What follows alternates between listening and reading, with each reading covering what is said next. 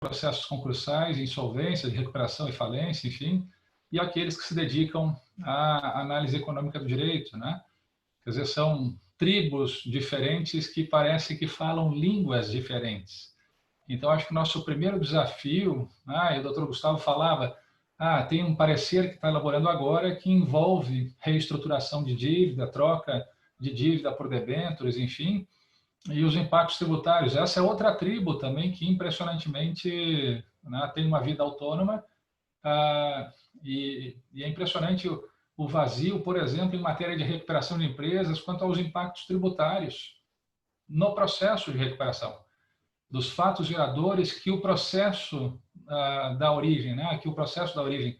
Então, há discussões muito relevantes quanto a fatos geradores em processos concursais que há um grande vazio. A literatura, a doutrina e os especialistas, enfim, não dialogam normalmente, né? Existe um fosso nos separando.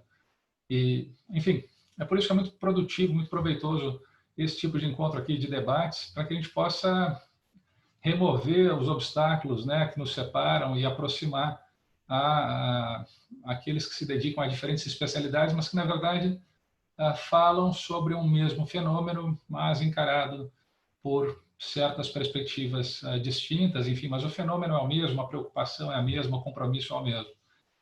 Né? E daí, por isso, eu daria uma volta aqui, doutor Leonardo, se me permite, na pergunta, para não entrar em análise econômica na largada já, mas num passo antes, buscar uma aproximação entre a recuperação de empresas ou direito concursal e processo civil.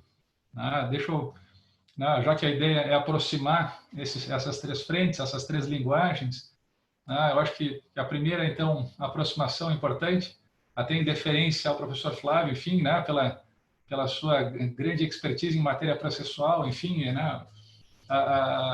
eu lanço aqui um questionamento, enfim, a todos, que é o que o processo civil tem a ver com recuperação de empresas e o que recuperação de empresas tem a ver com processo civil? Será que são a mesma coisa ou são instituições com alguma semelhança porque envolvem jurisdição contenciosa e, portanto, exercício da jurisdição, mas enfim, quais são as proximidades que há entre um e outro? E mais do que isso, o que a recuperação de empresas pode, vamos dizer, se beneficiar, em que medida pode a recuperação de empresas se beneficiar compreendendo melhor o processo civil e também em que medida o processo civil pode se beneficiar, enfim, de uma perspectiva teórica, inclusive, colhendo certas lições da recuperação de empresas, né? Quer dizer, como é que a gente aproxima esses dois ramos, vamos dizer, até então, bem distintos, mas com proveito para ambos os lados. E eu acho que essa é uma preocupação importante. E a resposta, interessantemente, é uma resposta que eu acho que é surpreendente, talvez, até, que é basicamente o seguinte: recuperação de empresas é um processo, enfim, é uma instituição de direito processual que não foi criada pela lei, não foi criada legislativamente. Aqui no Brasil foi positivada a recuperação judicial pela Lei 11.101 de 2005, enfim, mas essa lei, enfim, buscou inspiração no modelo norte-americano do Bankruptcy Code de 1978, que também é uma lei positivada, enfim, e que não é uma lei isolada nos Estados Unidos. Além do Bankruptcy Code, do Código de Falências, há um código de regras federais de processo civil, inclusive com capítulos destinados aos procedimentos concursais do Chapter 11, Chapter 7 e assim vai. Enfim, então, o processo civil lá nos Estados Unidos tem um destaque mais importante em matéria de insolvência. E por uma razão simples, porque também os processos de reorganização de empresas nos Estados Unidos não nasceram de um ato legislativo.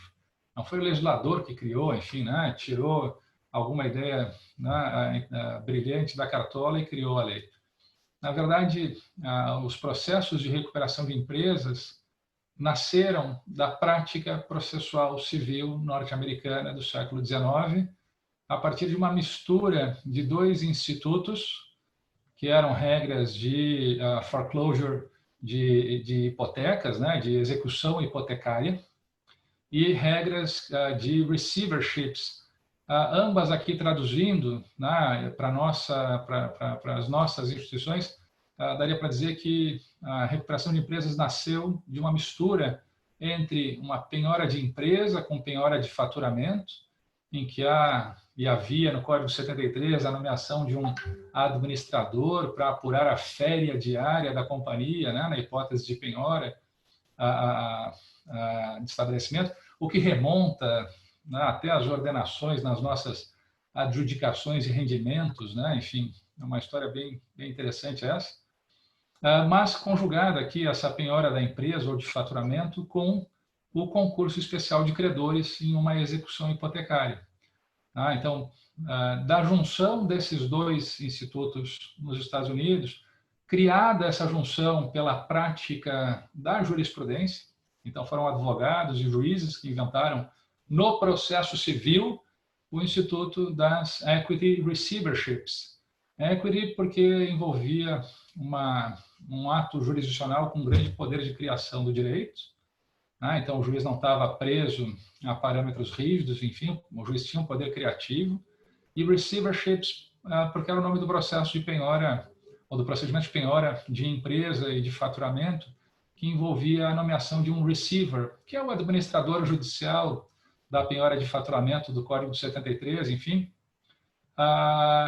E essa mistura foi uma mistura muito feliz, porque deu origem a um processo judicial capaz de preservar valor e aumentar recovery, recuperação de crédito por vários credores, proteção de interesses de stakeholders e, ao mesmo tempo, se a gente quisesse usar uma terminologia mais nossa e mais própria do processo civil, há uma maior efetividade da prestação jurisdicional. De que modo isso? No século XIX, a grande indústria que existia nos Estados Unidos era a indústria férrea, de transportes ferroviários. Para vocês terem uma ideia, de 1840 a 1890, os americanos cobriram o território americano de trilhos de trem, o que é um feito de proporções épicas. É um feito, enfim, que a gente fica pensando como conseguiram fazer isso no século XIX, né? E, evidentemente, o investimento necessário para tanto era monumental, então havia muitas companhias ferroviárias que captavam dívida com bancos da costa leste americana, de Nova York, enfim, né? O mais famoso deles à época, o JP Morgan. Então, as companhias emitiam bons, debentures, né? Títulos de dívida, e o fato é que a expansão ferroviária foi tão intensa que certos percursos, trajetos, eram cobertos por 4 linhas concorrentes de trem. Então, uma conseguia faturar, mas as outras 3 não vendiam bilhetes, não transportavam cargas e defaultavam nas suas emissões de dívida. Não conseguiam pagar cupons de juros ou, enfim, defaultavam. E daí os credores, habilmente, claro, procuravam os seus departamentos jurídicos, os seus assessores legais, que iam executar os bons, as indentures, e os pacotes de garantia, que envolviam hipotecas sobre faixas, tirinhas de terra, por onde passava o trilho do trem, ou garantias reais sobre os trilhos em si, ou os dormentes dos trilhos do trem. Só que o problema é que quem tinha uma hipoteca de 100 milhas de uma tira de terra ligando uma cidade a outra, né, ou um trecho de uma rodovia que era composto por vários trechos desses, se deu conta de que, bom, como é que eu vou discutir essa garantia? Qual é o valor de discussão de uma tripa de terra? Como é que eu tiro dormente de trilho do chão? Quanto custa? Né? Quem vai comprar isso aqui? Enfim, quer dizer, se deram conta, basicamente, que o valor de discussão das garantias era muito baixo e que, portanto, a única ou a melhor possibilidade de ter alguma recuperação de crédito para o conjunto de credores envolvia manter a estrada de trem, estrada de ferro, enfim, operando, vendendo bilhetes e, enfim, faturando e tendo uma operação, preservando aquela atividade, portanto. E daí foi que desenvolveram os norte-americanos esses equity receiverships, pelos quais um credor quirografário, sem garantia hipotecária, iniciava uma execução cuja penhora recaía sobre um ativo onerado a credores hipotecários. E daí havia a necessidade de instauração de um concurso especial de credores e, portanto, e daí se fazia um concurso especial, mas que era um concurso, na verdade, universal, porque todos os credores estavam ali reunidos e havia uma suspensão de todas as execuções e todas as constrições sobre os ativos da estrada. E com isso se mantinha aquela estrada de ferro operando, aquela estrada de ferro.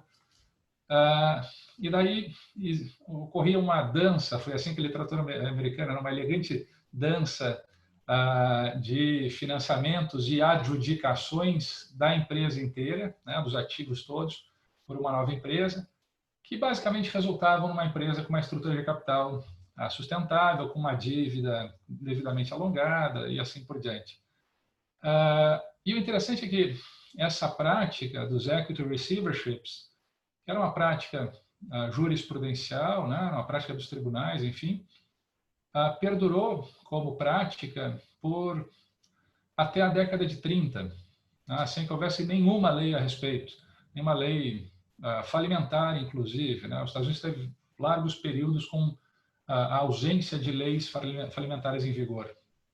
E só na década de 30, no final da década de 30, é que foi positivada a reorganização de empresas, como que resultou daí no Código, no Bankruptcy Act de 38 e o Bankruptcy Code de 78, enfim, que desagou aqui no Brasil na Lei 11.101 depois. E o interessante aqui disso, eu acho que são duas coisas muito importantes. Quando a gente fala sobre a nossa lei de falências e quais são aqui as características da nossa lei, enfim, se a nossa lei seria suficiente para enfrentar a crise que vem pela frente, Será que nós temos uma lei suficiente com as características todas necessárias ou não? E nós ficamos muito dependentes do legislador, ou pelo menos depositamos uma expectativa muito pesada no legislador, e que nós sabemos que o legislador também tem as suas dificuldades. O legislador prefere muitas vezes cristalizar em lei uma prática já consolidada do que tentar inovar. O legislador vai ter as suas dificuldades de cristalizar em lei ideias que talvez não tenham sido suficientemente testadas. Ou, em outras palavras, talvez nós, e isso eu tenho dito muito, talvez nós devamos confiar muito mais nos nossos advogados e juízes do que nos nossos legisladores para enfrentar a crise. Mas é possível? Na minha opinião, é. O Brasil é um país em que a criação jurisdicional, jurisprudencial do direito é muito mais intensa e livre do que, inclusive, nos Estados Unidos. O Brasil é um país, nesse sentido, muito mais de common law, se dá para, enfim, fazer essa comparação do que os países de common law. O juiz brasileiro tem uma liberdade de criação do direito quase sem precedentes no mundo, enfim.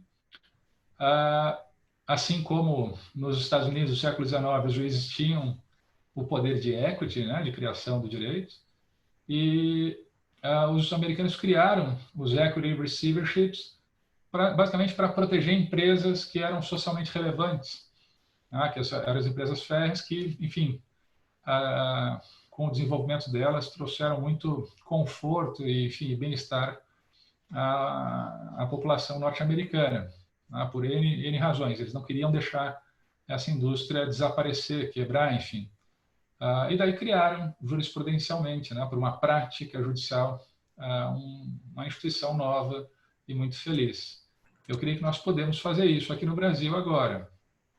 Se o legislador não for ágil, não se sentir confortável para avançar em reformas da lei de falências, eu não vejo problema. Mais do que isso, né? Eu ficaria muito confortável, inclusive, se nós não tivéssemos nenhuma lei de falências, a Lei 11.101 não existisse, porque eu acho que com o nosso Código de Processo Civil e com a atuação comprometida e criativa do Poder Judiciário que nós temos, nós somos capazes de, conjugando instituições bem conhecidas de processo civil, enfim, por todos, né, bastante testadas, a criar soluções, enfim, que sejam eficientes para enfrentar a crise, né, de modo análogo aos equity receiverships. Então, eu acho que o primeiro recado aqui, né, assim, em síntese, um wrap-up, para usar, já que a gente está falando da prática americana, o que eu diria é o nosso processo civil, na minha opinião, tem maiores potencialidades do que nós usualmente imaginamos no que respeita à sua capacidade, à sua potencialidade de enfrentar a crise econômica. Então,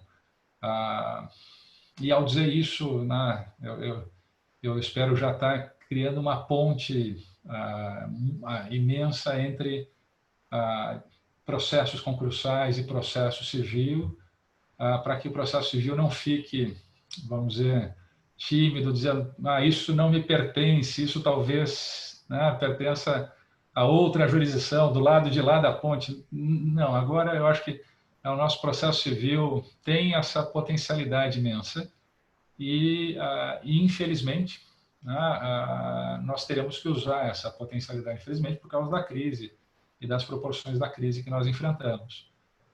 Então, agora, conosco. E tem algumas coisas interessantes. Depois daí eu poder explorar como o processo civil pode aprender com reflexões sobre direito concursal e análise econômica, enfim, desenvolver, né, de forma mais intensa, vamos dizer, as suas potencialidades, as suas virtudes, vamos dizer assim. Enfim, mas o recado é esse, né? Eu acho que a gente tem uma coisa só, a gente tem direito processual e o direito processual lida com N questões, dentre as quais reorganização de empresas também. Obrigado, professor Cássio. Eu, antes de prosseguir, queria registrar a presença do desembargador João de Figueiredo. Desembargador, muito obrigado por estar aqui conosco, qualificar aqui nossa audiência. Registrar a presença do professor Manuel Justino, do professor Luiz Vale, que é procurador do Estado de Alagoas, está aqui também prestigiando, ou seja, o evento é regional e não local. Eu queria passar a palavra para o professor Flávio Luiz Iacho, mas antes queria fazer um outro registro. O professor Iacho tem desenvolvido ótimos estudos sobre a análise econômica do direito, né, e já, me corrija, professor, se eu tiver com a informação errada, e já ministrou uma disciplina no mestrado e doutorado da USP, junto com o professor Heitor Sica, a professora Paula Forgione e o professor Rodrigo Brolha Mendes. Então, essa interação que estamos fazendo aqui, né, já vem sendo feita pelo professor Flávio entre o direito material e o direito processual, o que enriquece ainda mais essa análise e nos permite compreender melhor a influência, né, da economia no direito, sobretudo no processo. Mas, observando o que o professor Cavalli disse, nós temos aí, eu acho, professor, que o processo civil aprendeu muito com a recuperação judicial e talvez isso tenha contribuído para o incremento de regras como negócios processuais, princípio da eficiência, medidas executivas atípicas, atos concertados entre juízes. Muitas vezes isso começou de forma embrionária na recuperação judicial e vem se intensificando.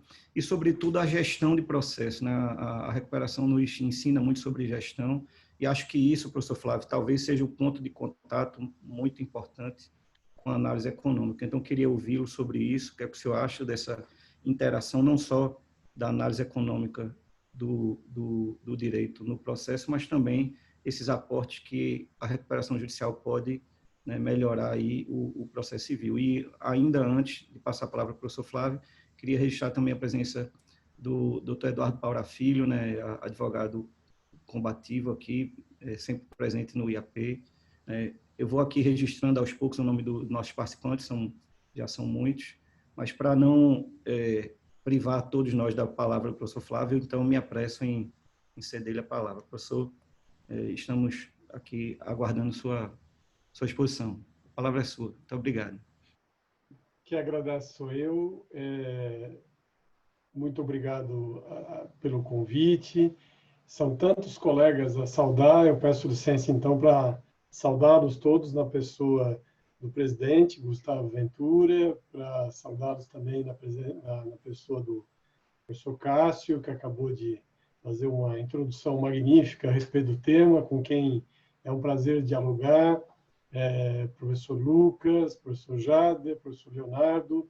Sintam-se, então, todos os colegas saudados, e também, da mesma forma, professor Cássio, tenho grande apreço pelo povo pernambucano, já tive algumas experiências pessoais e profissionais muito gratificantes, e espero o momento de poder circular novamente para voltar ao Estado, e além do contato e do convívio com os colegas. Primeiro, uma ressalva, apenas uma explicação em virtude do que levantou o Leonardo. De fato, foram duas coisas. No passado, relativamente recente, eu e o professor Heitor Sica participamos de uma disciplina com a professora Paula Forgione e com o professor Rodrigo Braga Mendes sobre processo e contratos, ou contrato e processo, numa tentativa, de fato, de dialogar com o direito substancial, de estabelecer esse diálogo entre processo e direito material, com efeitos ou com resultados muito interessantes. O primeiro deles é a constatação de que muitas vezes nós falamos idiomas completamente diferentes e é difícil nós nos entendermos, mas justamente por isso é que devemos nos empenhar para superar essas barreiras. Então, foi uma experiência extremamente gratificante, e esses professores, nós, quando nos encontramos, frequentemente nos falamos: vamos repetir, vamos repetir. Este semestre que acabou de se encerrar, ele já foi um pouco diferente, com o professor Heitor Sica também, mas com um colega da FEA, da Faculdade de Economia e Administração, Milton Barossi, filho. Nós, então, tivemos uma disciplina sobre teoria dos jogos. Na verdade, a minha ideia inicial era mesmo falar um pouco mais, estudar um pouco mais análise econômica do direito aplicado ao processo, mas acabamos enveredando para a teoria dos jogos. Também riquíssimo curso, difícil, né? Porque se a gente pensar a teoria dos jogos concebida uma perspectiva matemática, né? E é difícil traduzir, às vezes, fenômenos humanos em números. Mas essa tentativa, no mínimo, é proveitosa. E isso está à base, então, do que nós estamos discutindo aqui. Eu retomo, então, a pergunta inicial, né, que foi feita e que, enfim, que pode ser, talvez, o ponto de partida, também considerando tudo que o professor Cássio já explicou de forma muito clara e muito proveitosa. De que forma, então, a análise econômica pode, enfim, trazer proveito ao processo civil, ao processo, de um modo geral, ou à solução dos litígios? Eu não quero começar, no início era o verbo, mas eu quero só voltar e inserir para dar a resposta que me parece adequada. Quando nós pensamos em solução de controvérsias, talvez a coisa mais importante, talvez o passo mais importante, porque o primeiro passo seja ter a consciência de que não há uma controvérsia, há diferentes controvérsias, com perspectivas substancialmente distintas. Então, muitas vezes, me parece que há um erro de perspectiva de tentar tomar um determinado instituto como se ele fosse capaz de resolver, por uma mesma maneira, problemas totalmente diferentes. Então, por exemplo, quando se fala de mecanismos adequados à solução de controvérsias mecanismos consensuais ou não adjudicados, ou mecanismos adjudicados, uma coisa é pensar, por exemplo, na fazenda pública em juízo, né? E uma coisa é pensar na fazenda pública em juízo como credora, e outro pensar como devedora, né? Uma coisa é pensar nos litígios que envolvem consumidores. Outra coisa é pensar nos litígios que envolvem empresas. Outra coisa é pensar nos litígios que envolvem relações de família, parentesco, e assim por diante. Direitos da personalidade, e assim por diante. Então, apenas estou exemplificando concorrência, enfim. Isso para não falar dos temas penais, né? Que hoje em dia cada vez mais se aproximam, as soluções se aproximam. Mas tudo isso para dizer que se nós não tivermos a consciência de que nós precisamos conhecer bem a controvérsia para resolver a controvérsia, nós continuaremos a falar do processo civil como uma espécie de instrumento de solução de tudo e de nada, porque, na verdade, não há um remédio, infelizmente, que possa resolver toda esta complexidade de problemas que, sob a ótica de soluções consensuais e sob a ótica de soluções adjudicadas, comportam visões diferentes e conduzem a caminhos diferentes. Só para dar um exemplo, ilustrar, para me fazer claro. Quer dizer, que análise econômica eu posso fazer? Imagino que eu possa. Imagino que eu posso. Mas que análise econômica eu posso fazer quando eu me coloco diante da fazenda pública como devedora? Não é? E eu penso nem tanto na fazenda, na União, que cumpre, salvo o melhor juízo, suas obrigações, paga, cumpre as decisões judiciais. Eu penso no meu estado, por exemplo, em que para receber um precatório são décadas e décadas. E em muitos municípios da mesma forma. Quer dizer, como pensar em incentivos e em desincentivos do ponto de vista da premissa, ou sob a ótica, ou sob a premissa de que o Estado não tem dinheiro para pagar, não é possível decretar uma intervenção no Estado porque o interventor não tem dinheiro para pagar e, portanto, então, o agente econômico se vê diante desta situação. Claro, é possível fazer uma análise econômica, porque talvez seja possível tratar esse ativo que se tem em relação à fazenda pública como um ativo e, portanto, então, dele extrair a sua perspectiva econômica, não é? de quitação de débitos, de circulação e assim por diante.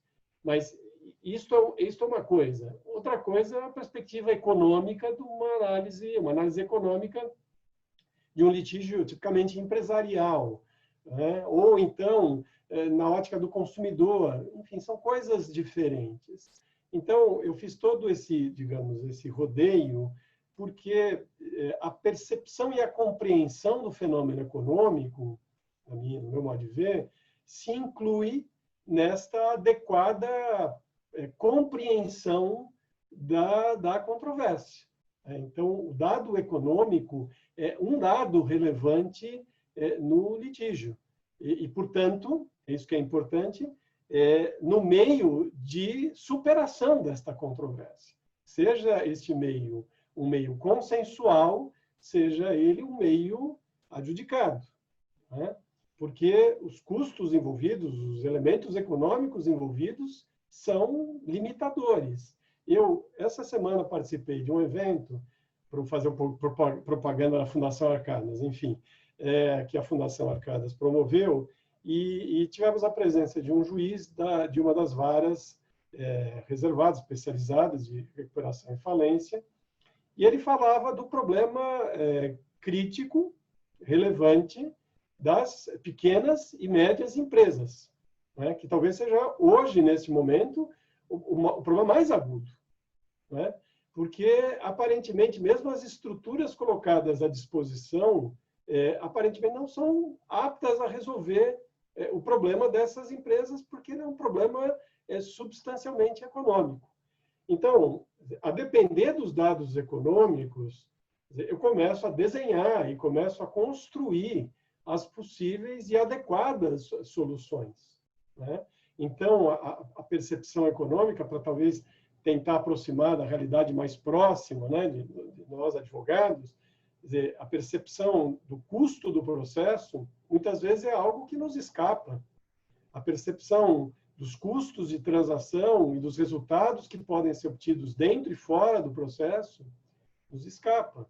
A assimetria de informações que tem repercussão sobre o otimismo que se tem ao ir a juízo, e a experiência mostra isso, pode ser comprovado, não digo se cientificamente, mas sistematicamente, quem não conhece é otimista, e sendo otimista vai a juízo porque acha que vai ganhar, e isso então interfere na adoção de outros mecanismos de solução de controvérsias que não os mecanismos adjudicados. Então, para, digamos, dar uma primeira resposta, a minha primeira resposta com o complemento que farei, é de que forma, nem vou falar a análise econômica, para não me apropriar de um método que eu não domino completamente ou não domino, mas porque uma análise econômica do direito é relevante. Porque uma análise econômica do direito aplicada às controvérsias é essencial para a compreensão das controvérsias e, portanto, para a determinação dos meios de solução das controvérsias. Quando se pensa em sistema multiportas, evidentemente que as alternativas colocadas para a solução das controvérsias passa pelo elemento econômico. Vou dar um outro exemplo tentando ligar e fazer o diálogo. Nesse evento também, por exemplo, talvez possa vir a lume, nesse evento ou em outro, veio a lume a questão da recuperação extrajudicial, né? Que mereceu da lei uma disciplina muito tímida, quase uma disciplina para não dar certo. Ou não, pegando o que o professor Cássio falou, ou talvez para dar certo, porque justamente talvez seja possível que jurisdicionalmente seja feita uma construção que, por exemplo, aplique a recuperação extrajudicial, alguns dos postulados da recuperação judicial, por exemplo, do STEI, e estabeleça, então, digamos, e abra mecanismos mais adequados à realidade econômica de certos agentes, que não é a mesma realidade de outros agentes, porque de que recuperação nós estamos falando? É a mesma coisa falar da recuperação da pequena empresa e da grande empresa? Não é a mesma coisa, né? E aí fecho essa minha fala inicial apenas fazendo uma constatação que, em parte, me parece realista e, ao mesmo tempo, melancólica. Muito embora seja indispensável, ou seja útil, conhecer os dados econômicos da controvérsia para entender de que forma a controvérsia pode ser superada, de forma consensual ou de forma adjudicada, o judiciário não pode resolver o problema econômico. Minha visão.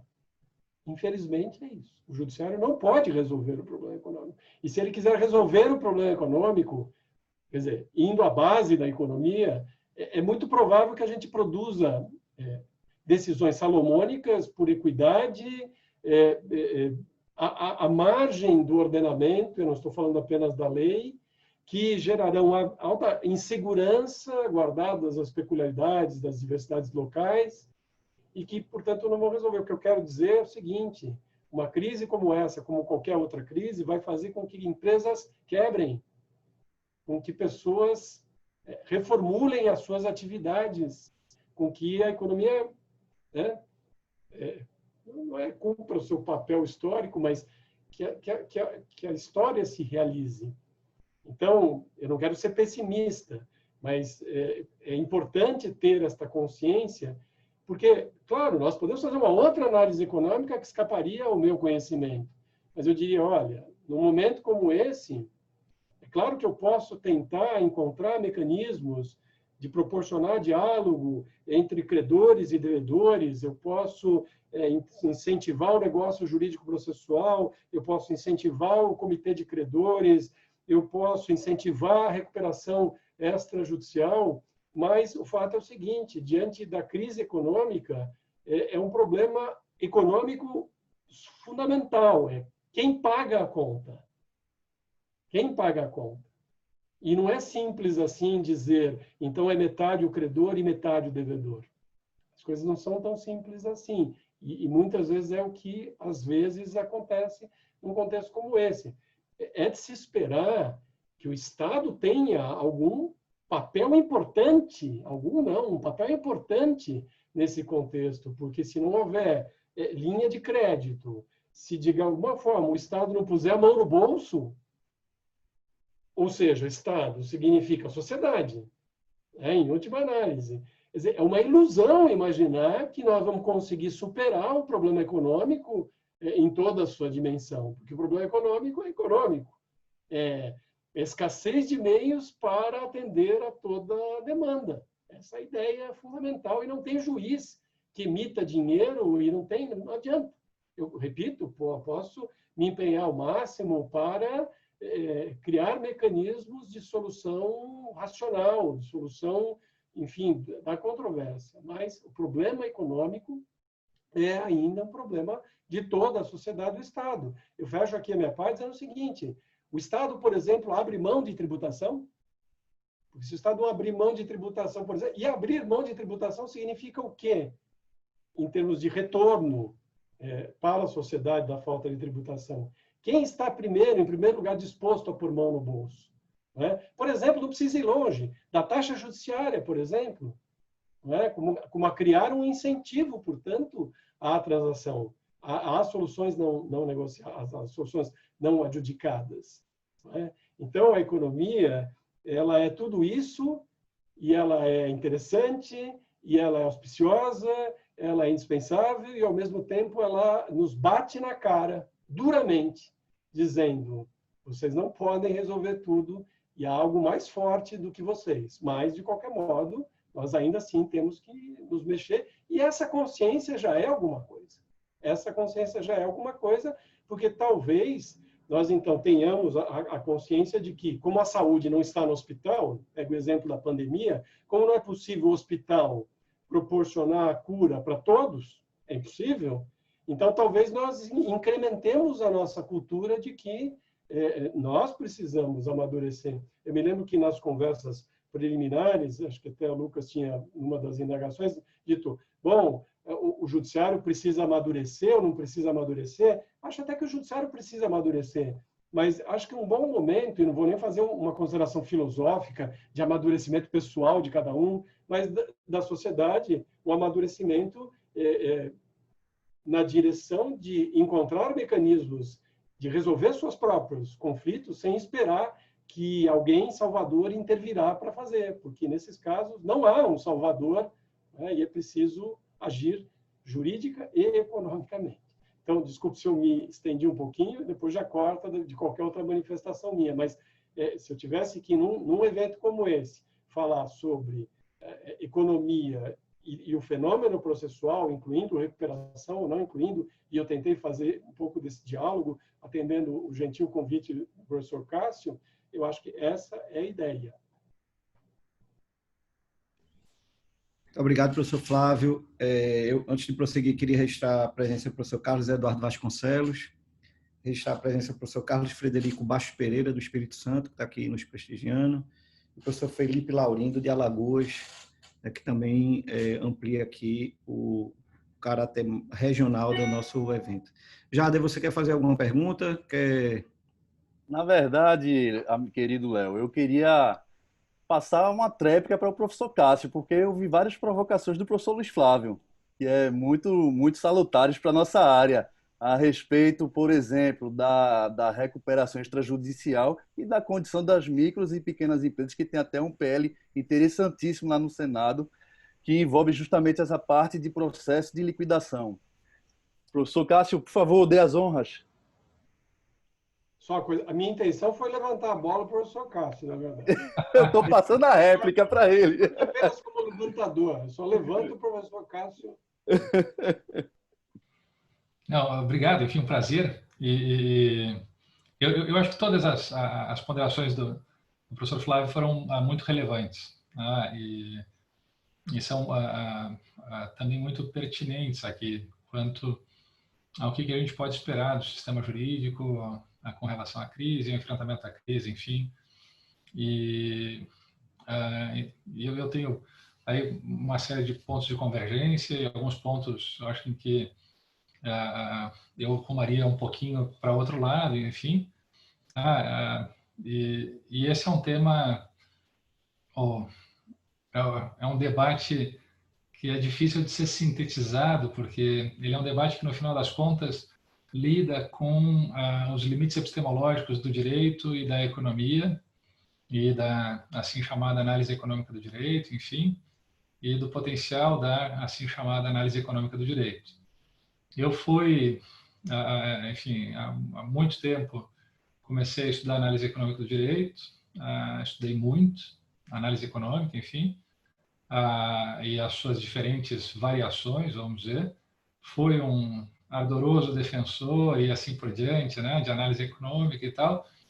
E de algum tempo para cá, enfim, estudei mais e comecei a ver algumas limitações na análise econômica do direito e na teoria econômica para responder certas perguntas. Isso não quer dizer que a análise econômica não tenha potencialidades, né, não tenha valor de utilização, tem. A gente tem que saber quais são, enfim, as teorias ou, enfim, reflexões, análise econômica que a gente tem que usar, mas também saber quais são os limites da teoria econômica e, portanto, como ramo da análise econômica do direito, para explicar tanto fenômenos jurídicos quanto desenvolvimento econômico. E aqui tem uma virada epistemológica interessante, que é o bem-estar e o desenvolvimento e o enfrentamento das crises, e, enfim, tudo que se associa à economia, na verdade, decorre dos arranjos institucionais que existem e são adotados por um dado povo. Então, no final das contas, a gente deveria fazer uma inversão aqui, seria quase que uma análise jurídica da economia, ou seja, quais as nossas instituições jurídicas, como elas funcionam e como elas promovem bem-estar, desenvolvimento e enfrentamento da crise de uma forma mais ou menos satisfatória, e como elas devem fazer isso. Isso é uma resposta eminentemente jurídica, embora conte ou possa contar com alguns aportes da análise econômica do direito. Deixa eu dar dois exemplos aqui, enfim, para explicar isso, que é uma volta imensamente longa. A primeira é das potencialidades. Como é que a gente pode usar certas ferramentas de análise econômica do direito, né, para melhorar as nossas instituições, enfim. E o segundo vai ser o exemplo epistemológico maior, vamos dizer.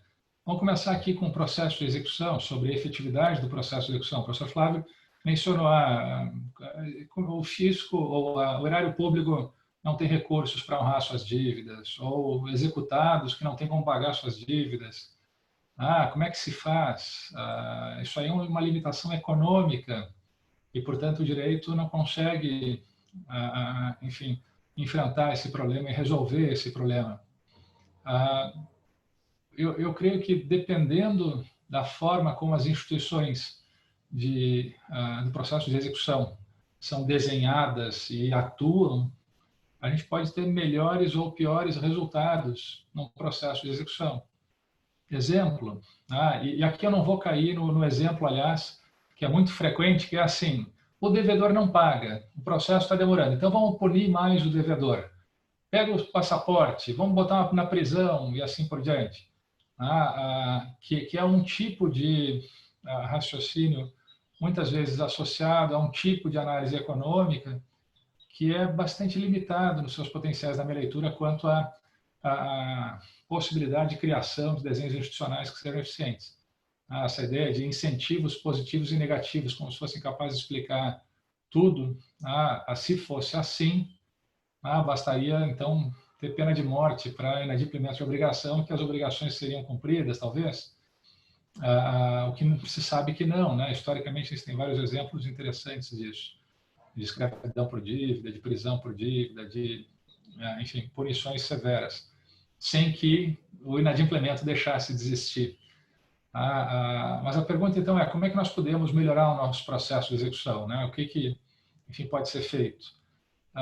Existem algumas teorias ou, enfim, ferramentas pequenininhas que vêm da análise econômica. Algumas delas, muitas delas não vêm da análise econômica, na verdade, vêm de outras frentes, da ciência política, da sociologia, enfim, da biologia, mas os economistas sabiamente identificam a utilidade dessas ferramentinhas e daí vão lá e abençoam o autor ou a autora das ferramentas com, né, agraciam com o Prêmio Nobel de Economia e dizem, isto agora é economia.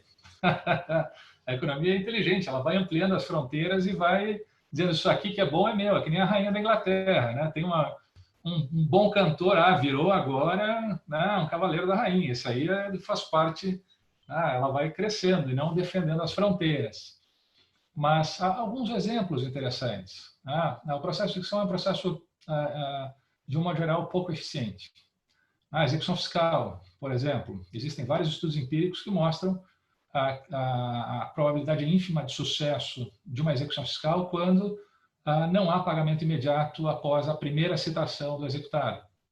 Há dados estatísticos demonstrando, não recordo o percentual, enfim, mas é algo impressionante, como se o executado foi citado e não pagou imediatamente, a probabilidade de sucesso da execução fiscal se reduz a quase zero. Esse é um estudo do IPEA. Chama o custo unitário do processo de execução fiscal na Justiça Federal. E, então, como é que a gente pode melhorar o nosso processo? A gente poderia dizer, bom, se não pagou e não vai pagar, porque não tem como pagar, isso é uma limitação econômica. Mas talvez não. Talvez a gente possa melhorar o desenho do processo para que ele possa ser mais eficiente e gerar mais valor. Exemplo, discussões sobre penhora, ordem de penhora de bens, o que pode ser penhorado, o que não pode ser, impenhorabilidades, forma de discussão e assim por diante, são discussões que são realizadas, via de regra, a partir de um texto legislativo e se fica discutindo, enfim, a partir de uma racionalidade, vamos dizer, exclusivamente jurídica, jurídico-dogmática, enfim, mas vamos pegar lá os equity receiverships como exemplo, e a recuperação de empresas como exemplo. Se existe uma empresa que, para operar, precisa de um galpão, um maquinário e um estoque, vamos supor, certos bens de capital. E operando, quer dizer, comprando insumos e recursos humanos, e organizando, produzindo e vendendo e faturando, consegue gerar um valor superior ao seu custo de produção, e esse valor trazido ao valor presente líquido, enfim, se a gente faz um cálculo simples de trazer ao valor presente, fosse um valor, vamos dizer, de 100 milhões de reais. Então, uma empresa capaz de gerar, operando, pagando todos os salários e despesas e tudo mais, ela gera 100 milhões de reais. Agora, essa empresa ela é executada por um credor relevante, qualquer que seja, fisco, banco, enfim, credor trabalhista, sindicato e tal. E recai uma penhora sobre o maquinário, vamos supor. E vamos supor que o maquinário vendido resulte em 20 milhões de reais, o galpão vendido outros 20 milhões de reais e o estoque vendido resultasse em 10 milhões de reais. Então, o total aqui teria 50 milhões.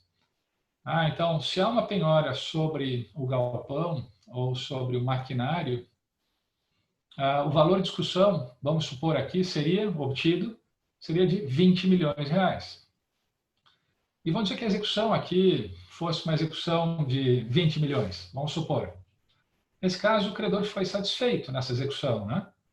Quer dizer, houve uma execução bem sucedida.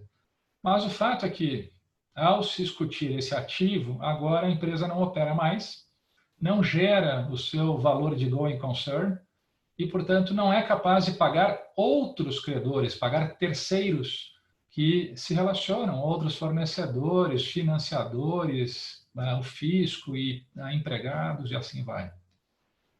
Então, essa é uma preocupação interessante que a gente poderia trazer da economia, que é a valuation.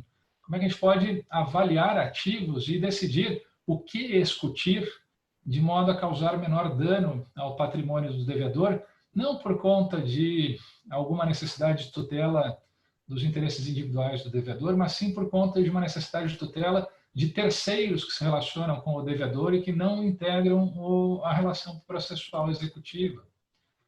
Nós tivemos alguns soluços históricos no nosso processo civil, a adjudicação de rendimentos que vêm das ordenações, por exemplo, se falava que não haveria possibilidade de execução de um bem que fosse de valor do dobro ou tresdobro ou mais do crédito exequendo, porque nesse caso se privaria o devedor de um grande valor por dívida pequena. E daí, portanto, haveria uma hipótese que variou desde locação, usufruto, enfim, ao longo da evolução dos códigos de processo, mas daquele ativo para que os rendimentos é que fossem adjudicados pelo credor. Então, tem aqui uma relação interessante entre menor onerosidade, o gravame, enfim, da execução, não com a efetividade daquela execução específica, mas sim com a efetividade das demais execuções que possam, porventura, buscar satisfação no patrimônio daquele devedor. Exemplo atual e muito feliz, e não legislativo, o Plano Especial de Execução na Justiça do Trabalho. Esse aqui é o nome que o TRT do Rio de Janeiro deu. O TST tem uma outra normativa também com regra análoga. Enfim, a gente encontra em alguns TRTs isso, que em várias execuções trabalhistas. A gente poderia ter esse mesmo problema, penhoras de caixa, de conta corrente, e a empresa poderia colapsar. E com isso a gente poderia destruir o valor da empresa, aquele valor de 100 milhões para 50 apenas, de um going concern para um valor de liquidação, e reduzir a possibilidade de pagamento e, portanto, deixar muitos credores impagos, com processos de execução empilhados, agora não mais empilhados, mas, enfim, arquivados nos pendrives da justiça, enfim, sem resultado, porque nós destruímos valor com a execução. E daí, na Justiça do Trabalho, se criou o seguinte, uma centralização, uma vara que centraliza a execução, então todas as demais execuções são suspensas, remetem o seu interesse para aquela vara trabalhista que foi eleita como a concentradora, a empresa agora vai fazer um plano de pagamento e, à medida em que o valor vai sendo, a penhora vai sendo concretizada mês a mês por pagamento da própria empresa, esse juízo distribui em relação aos demais juízos, em uma dada ordem, enfim, os valores obtidos. E com isso se preserva aquela operação, não se vai ter uma destruição de valor. Isso é um processo de execução trabalhista e muito inteligente, e é parecido com equity receiverships, porque tem uma suspensão de execuções. Então, o modo pelo qual a tutela executiva recai sobre o patrimônio do devedor interfere não só na satisfação do interesse do devedor, do credor e também daquele devedor, mas também como de terceiros. E como a nossa sociedade se organiza, em grande parte, por meio de empresas, que são, na verdade, empreendimentos cooperativos que contam com a participação e contribuição de várias pessoas, a gente tem que ter essa noção que os economistas chamariam de externalidades. Quais são as externalidades que um processo de execução pode causar sobre demais relações jurídico-materiais ou processuais daquela empresa com terceiros. Isso já mostra, então, que a gente pode desenhar as nossas instituições de modo a que elas sejam mais eficientes, que promovam empenhos práticos, socialmente desejáveis de uma forma mais satisfatória. E, portanto, para fins de enfrentamento da crise que vem por aí, de fato, a crise é de proporções épicas, enfim, gigantescas, abissais, mas nós podemos ter um enfrentamento mais eficiente e minimizar a crise ou abreviar a retomada, enfim, o quanto antes, conforme as nossas instituições. Um outro exemplo interessante, ainda nessa, vamos dizer, perspectiva microanalítica das instituições processuais, de como, então, uma análise de empenhos práticos, que alguns chamariam de empenhos econômicos, enfim, de uma análise econômica, podem interferir na eficiência dos processos. A gente não analisa, em matéria de direito concursal, por exemplo, mas em matéria de execução também, em singular, como se dá a execução de ativos efetivamente em leilões, pregões, propostas fechadas e assim por diante. É impressionante a ausência de curiosidade nossa, de reflexão sobre a forma pela qual a execução final de ativos. sempre autorreferenciado ao texto legislado, e daí a gente acaba ficando em círculos presos a expressões do Código de Processo ou algo assim. Mas o fato é que existem boas teorias que nos mostram como certas formas de execução e venda de ativos e a delimitação dos ativos aumentam o valor dos ativos ou reduz o valor dos ativos. Tem boas ferramentas, o professor Flávio mencionou aqui, a simetria informacional. Esse é de um paper, Market for Lemons, do George Akerlof, que por esse paper de 1970 ganhou o Prêmio Nobel de Economia, por um artiguinho de 12 páginas. Enfim, mudou a história da economia, basicamente mostrando que quando há uma dificuldade de delimitação, na verdade, uma incerteza quanto à qualidade de bens transacionados, o que numa discussão significa uma dúvida, uma incerteza quanto à qualidade do bem que vai ser arrematado, enfim, ou adjudicado, enfim, quando não se sabe o que vai ser e como vai ser, há um impacto no preço que é perverso. E como é que se pode reduzir as simetrias informacionais e melhorar preço e demanda? Por regras jurídicas que esterilizem bens e que acabem com incertezas em torno da qualidade do bem juridicamente constituído, enfim. Isso é direito puro.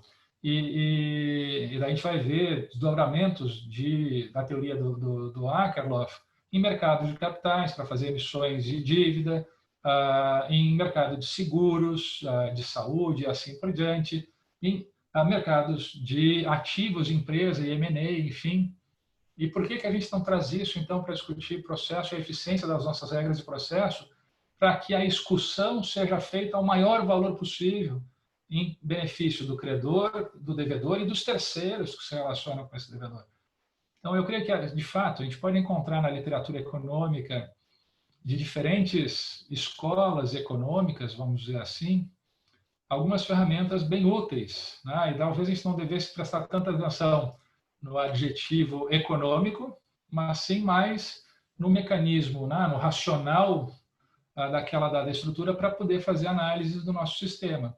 Muitas dessas análises, dessas ferramentas que são ditas de análise econômica, foram inventadas por juristas muito antes que nascesse a análise econômica do direito, a simetria informacional. Se a gente for ler Ascarelli ele já descrevia todo esse mecanismo em matéria de financiamento por mobilização de créditos, com muita perfeição, só não chamou de assimetria informacional e não escreveu para uma comunidade de economistas ignorantes em instituições jurídicas, e, portanto, não ganhou o Prêmio Nobel de Economia, mas estava lá já a ferramenta.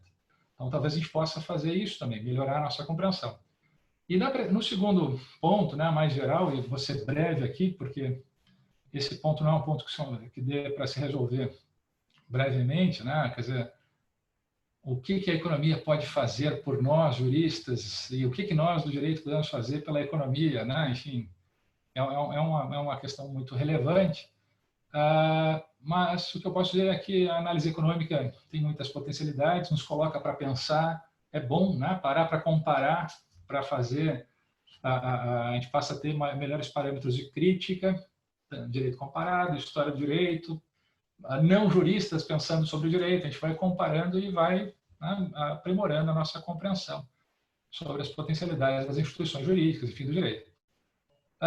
E o que eu diria basicamente é o seguinte: a teoria econômica ela tem um padrão epistemológico e argumentativo que se desdobra na análise econômica do direito, nas suas diferentes escolas de análise econômica, que há algumas escolas bem diferentes,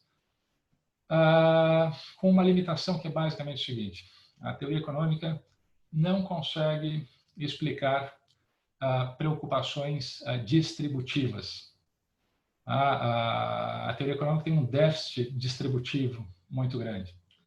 E a teoria econômica consegue só explicar relações ou situações de uma pessoa, ou relações bilaterais, ou relações trilaterais, de uma perspectiva eficientista, uma perspectiva de maximização de valor. Então, se de um lado é muito bom que a gente busque essas ferramentas da análise econômica para ter um direito mais eficiente, maximizar o valor de alienação, alocação de ativos, assim vai. Por outro lado, a gente tem certos impasses que envolvem situações tipicamente jurídicas. O processo de execução tem externalidades e, portanto, a gente está falando de várias pessoas envolvidas, uma recuperação de empresas também, e assim vai.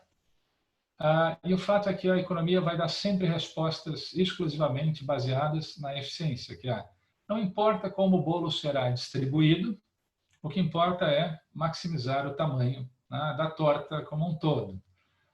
Só que o problema é que disputas em torno da distribuição barram o crescimento da torta. Então, do bolo, enfim. Então, a economia, com esse seu déficit epistemológico em matéria de distribuição, acaba tendo ótimos insights sobre como tornar mais eficientes certas instituições jurídicas para maximizar valor, mas, por outro lado, não consegue responder algumas coisas básicas que nos preocupam no dia a dia, que são problemas que juristas enfrentam. E quem está dizendo isso aqui não sou eu, são prêmios Nobel de Economia, economistas graduadíssimos, enfim, e sem demérito nenhum para a economia. Simplesmente a economia tem os seus limites epistemológicos, é isso. E um deles é a incapacidade da economia lidar com problemas distributivos, que não deveriam fazer parte, portanto, para a maioria dos economistas, das instituições jurídicas. O contrato, vai ter alguma preocupação de distribuição? Não, isso é um absurdo, porque o contrato tem que maximizar. O processo, a mesma coisa, não tem que distribuir, tem que maximizar. E a distribuição se daria supostamente via tributação, Então, daí o sistema tributário cuidaria de fazer uma distribuição, enfim, com o que daí não se fecha completamente os olhos para o problema distributivo, mas, na verdade, o problema distributivo acaba sendo reproduzido também na dinâmica tributária. Se a gente não consegue distribuir bem por direito privado e processo, esses mesmos problemas, tem muita literatura sobre isso, também são refletidos na distribuição via tributação. A tributação não é mais eficiente para enfrentar esses impasses distributivos. E, portanto, a gente tem alguns desafios grandes aqui, Como lidar com esses problemas distributivos. O interessante é que o direito tem, milenarmente, um conhecimento interessante acumulado sobre como distribuir. Só que a gente não sistematizou esse conhecimento a partir dessa perspectiva, e, portanto, a gente tem um trabalho interessante pela frente de como viabilizar que na superação de impasses distributivos com o menor impacto na eficiência, evidentemente. A gente quer maximizar valor da empresa para que ela possa pagar mais credores, assim vai. Enfim, é uma jornada muito bonita essa. Intelectualmente, nós temos desafios gigantescos pela frente, isso é certo. Espero ter conseguido sintetizar, enfim, um pouquinho nesses poucos minutos essas ideias, mas são ideias bem extensas para... Professor Cássio, obrigado. Traz reflexões bastante importantes para a gente, E antes por causa do nosso tempo, passar para as considerações finais, eu queria escutar o meu comediador, o professor Leonardo Cunha, porque tem que lhe escutar, professor, de toda forma que você é um dos maiores processualistas do país. Desculpe o registro, mas eu preciso também, que eu queria escutar o que você tem a falar sobre essa discussão, essa polaridade que foi aqui estabelecida. O Jader, se me permita, assim, obrigado pela referência, mas quem me conhece pessoalmente sabe que se eu sou o maior, só tem anão,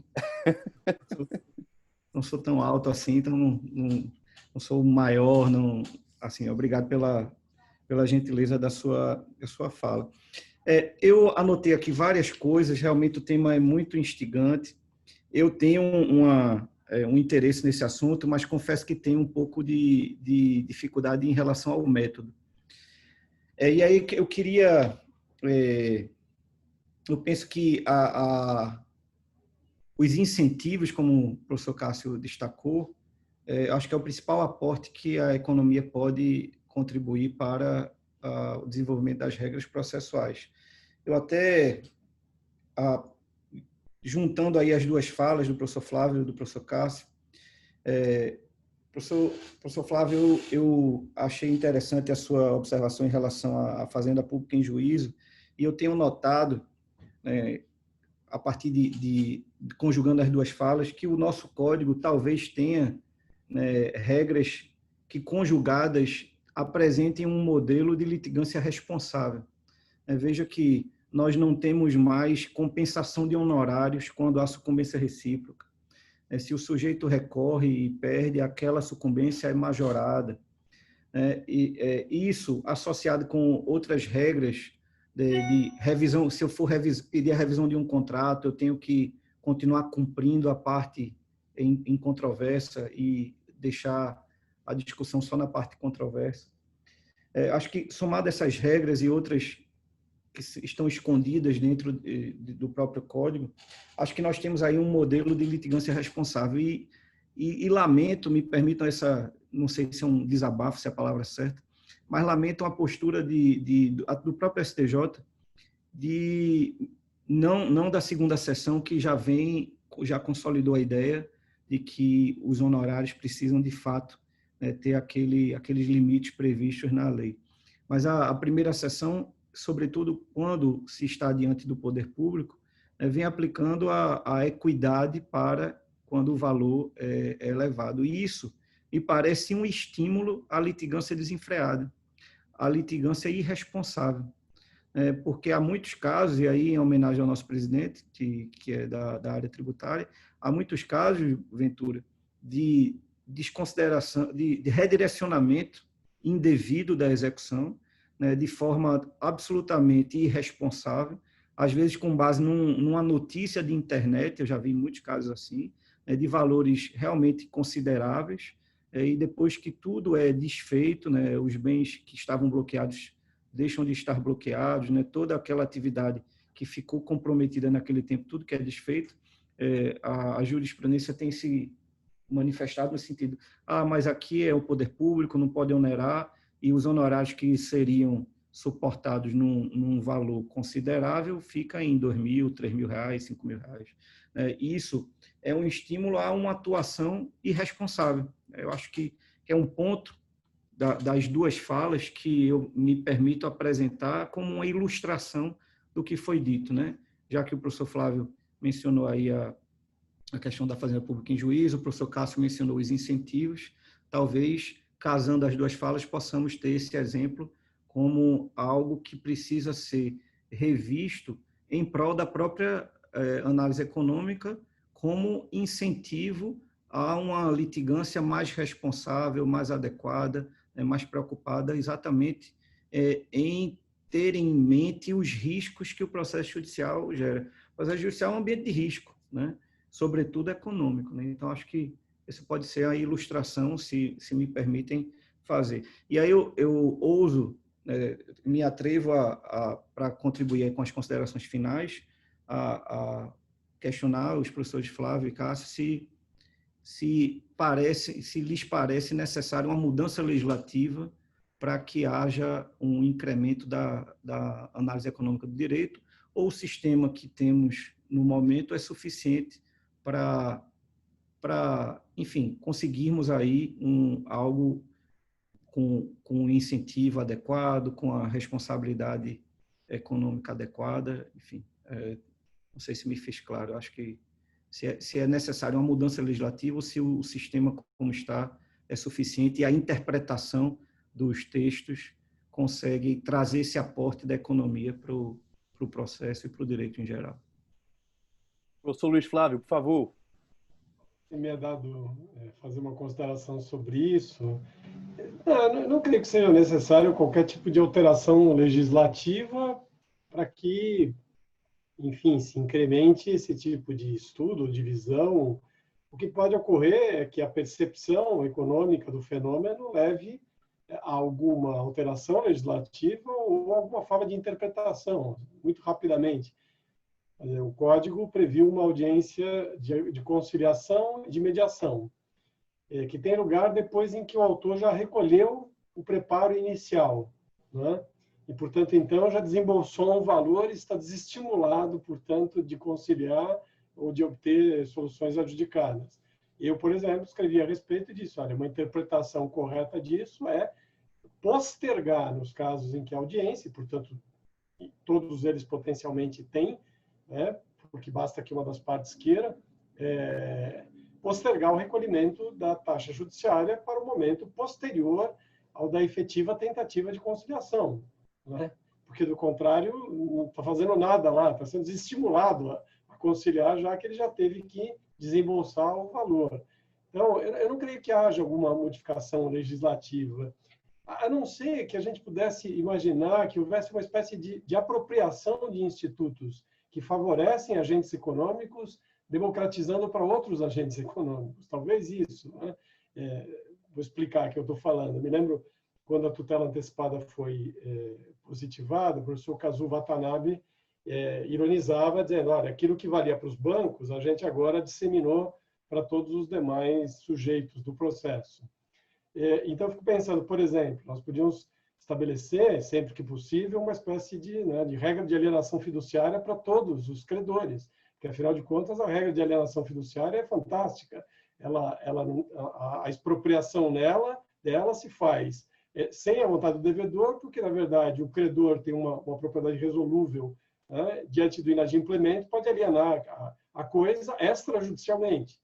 Talvez eu pudesse fazer isso. Não estou dizendo, estou sendo apenas, digamos, irônico em relação a isso, porque depende da sua preferência, depende da sua opção, né, e que envereda para aspectos, como foi pontuado, até aspectos epistemológicos. Então, quer dizer, o credor em alienação fiduciária, ele não tem essa preocupação de como se dará a execução, etc., porque, na verdade, não se submete a isso. O credor em alienação fiduciária, ressalvada lá, talvez, uma outra discussão no STJ, que não é nem majoritária, ele sequer está sujeito aos efeitos da recuperação, do plano de recuperação, né, com a limitação dos bens empregados, etc.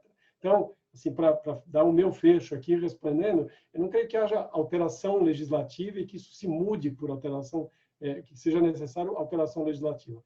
Talvez a compreensão do fenômeno pudesse levar a, então, opções do sistema em relação, que se traduziriam, inclusive, em regras jurídicas ou na interpretação de regras jurídicas. Mas o meu ponto é, para ter a consciência do fenômeno econômico, não é preciso nenhuma alteração legislativa.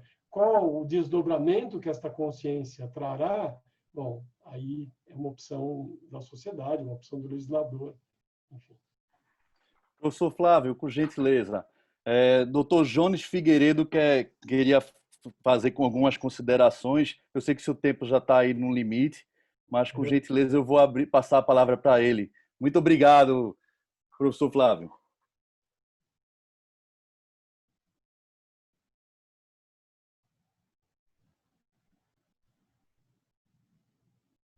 Doutor Jones, a palavra é sua. Desembargador, seu microfone está desligado. O senhor tem que acionar o microfone. Nós não conseguimos ouvir. No canto esquerdo da tela, embaixo. Aí. Agora. Eu fui instado pelo nosso presidente para intervir.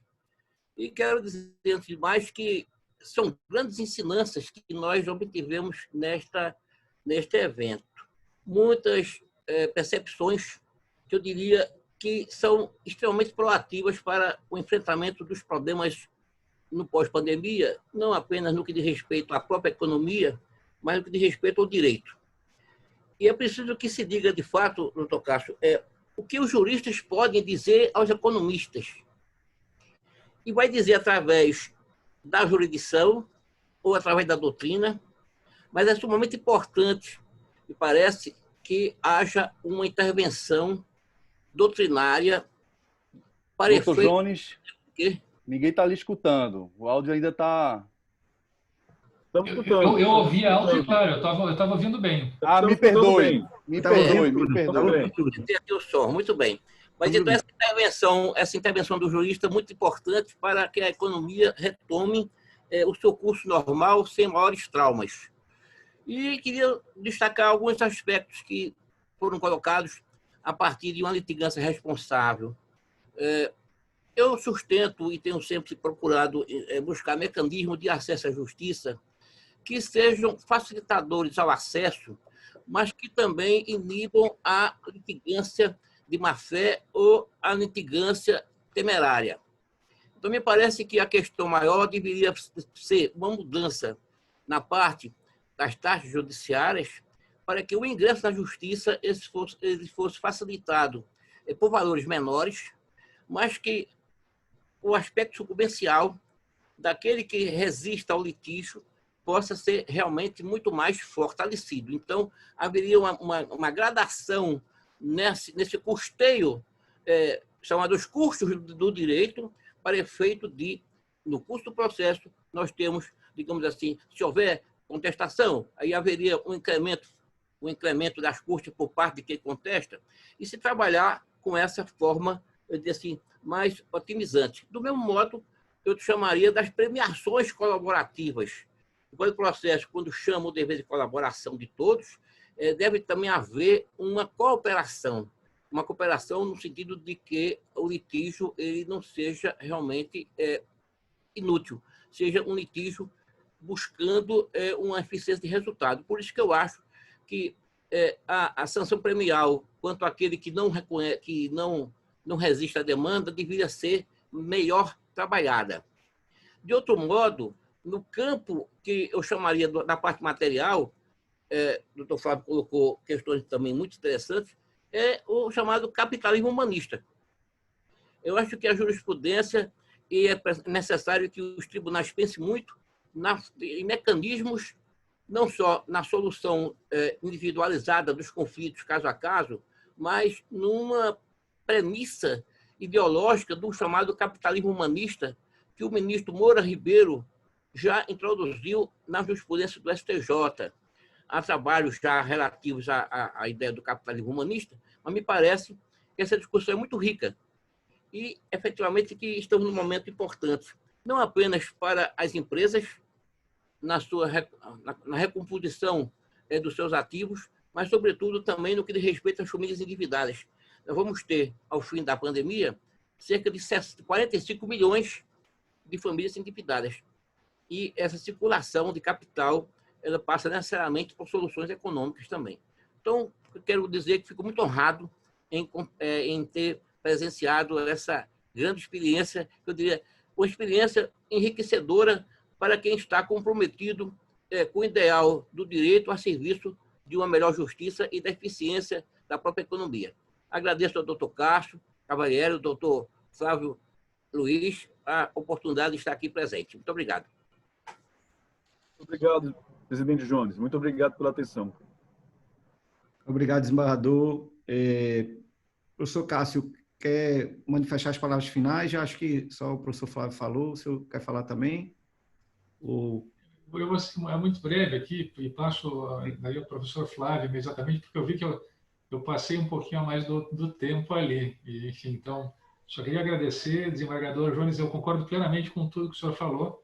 De fato, nós temos que melhorar a nossa compreensão sobre as regras de processo e como essas diferentes regras e arranjos, né, normativos podem produzir melhores resultados mais eficientes e mais humanos. Então, isso é muito importante.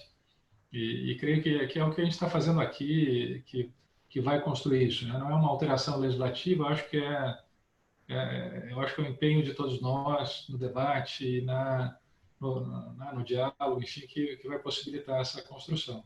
Agradeço a todos, enfim, e foi um privilégio poder participar hoje.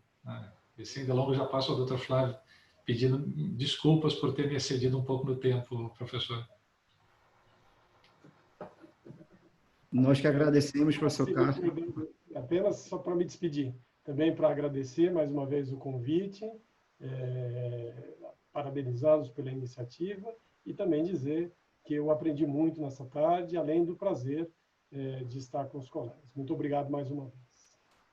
Nós agradecemos muito, professores Cássio e Flávio, satisfação enorme tê-los aqui, ainda que virtualmente. Saímos muito enriquecidos com esse debate e vamos prosseguir com a reflexão da importância da análise econômica do direito tanto na recuperação judicial como no processo civil em geral. Então, Professor, presidente, eu devolvo a palavra. Muito obrigado pela participação e por permitir que eu esteja aqui com todos. Já deve querer falar. Eu recebi a mensagem que estava com problema no áudio, mas... exatamente. Então, a condução é sua. Devolvo a palavra. Agradecer também aos nossos palestrantes também pela Comissão de Direito Comercial. E eu queria registrar que eu queria ser convidado para essa adega do professor Flávio aí, que eu estou vendo Peramanca, Alma Viva, estou vendo vários vinhos aí, que Sassicaia. Só a caixa, viu? Não tem, é só a caixa que foi da mão. Muito obrigado, professores, por participar. Eu tinha que quebrar esse gelo e vou passar para o nosso presidente para ele dar as últimas palavras de encerramento do nosso evento. Muito obrigado por a participação de vocês. Queridos amigos, eu quero dizer de coração da alegria que tive hoje em ouvir o professor Cássio, o professor Flávio e também o nosso presidente sempre, o professor Jones Figueiredo. Eu analisei o que vocês disseram e estava até aqui com esse livro na mesa, professor, que o senhor deve conhecer. A análise da teoria dos jogos do Gerald Gomes, do Gregório Gomes, que estou com ele exatamente fazendo uma leitura sobre a teoria dos jogos na aplicação do direito tributário. E a questão da recuperação judicial e da questão do crédito hoje, com a lei de transação, a lei 13988, recentemente publicada, vamos ver como é que a PGFN vai se manifestar em relação a isso. Como a Fazenda Pública em juízo, o professor Leonardo Carneiro vai aplicar a lei de transação nos interesses públicos e nos interesses privados. Muito indo ao encontro de que interessa à Fazenda Pública, interessa ao Estado brasileiro quebrar as empresas para se pagar tributo, é isso que a gente não pode admitir. Pelo menos eu penso que não pode. Muito obrigado. Professor Flávio, professor Cássio, o Instituto dos Advogados de Pernambuco, penso que nesse momento partir com outro nível no conhecimento dessa matéria. E quero dizer aos senhores que a casa de cria de vocês também. Tá? Muito obrigado a todos. Desembargador Miguel Carlos Vasconcelos, professor Léo, Tiago, Hélio, Sócrates, amigos todos, Eto Paurá, Tiago. Um grande abraço. Tudo de bom para vocês. Até a próxima, hein? Meu amigo Hélio, do Paraná. Saudações. Parabéns. Grande abraço. Obrigado pela oportunidade. Obrigado. Bom fim de Um dia. abraço Muito do obrigado. Pernambuco, do Paraná. Obrigado a Grande todos. abraço. Parabéns aos palestrantes. Obrigado. Obrigado, presidente Hélio. Abraço.